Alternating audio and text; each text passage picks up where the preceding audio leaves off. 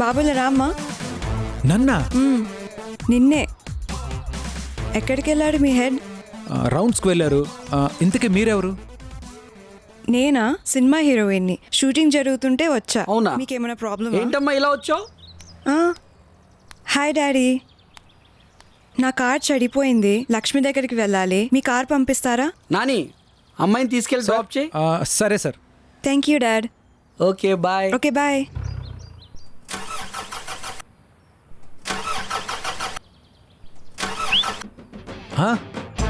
రా. వస్తున్నా madam, 5 seconds.